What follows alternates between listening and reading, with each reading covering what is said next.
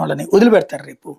మొన్న కూడా నెల్లూరు కోవూరు ఎవరో నల్లపరెడ్డి ప్రసన్న కుమార్ దాడి జరిగింది కదా. మీకేం లేదు. నెక్స్ట్ వీళ్ళు కోరుకోవాల్సింది ఏంటయ్యా అంటే జగన్కి జీవితంలో అధికారంలోకి రాకుండా ఉండాలి, లేదా కనీసం 15 ఏళ్ళు అధికారంలోకి రాకుండా ఉంటే ఆ తర్వాత వచ్చిన ఇవన్నీ మర్చిపోతారు. అప్పటికి ఇంకా అనుభవిస్తారు కదా కార్యకర్తలు, మర్చిపోతారు. అప్పటికి నాయకుడు కూడా మర్చిపోయి తన పాలన ఏదో తను చూసుకుంటాడు. కాకుండా పొరపాటు కనుక జగన్ రేపే అధికారంలోకి వస్తే ఇప్పుడు మనం చూస్తున్న దానికి 3 అంతలు అవుతాయి. పొరపాటును కూడా కంట్రోల్ చేయడం జగన్ వల్ల కూడా కాదు. క్రిందసారి జగన్ ఎలాంటి దాడుల్ని ప్రోత్సహించలేదు. దారుణ విధ్వంసం, మామూలు విధ్వంసం కాదు.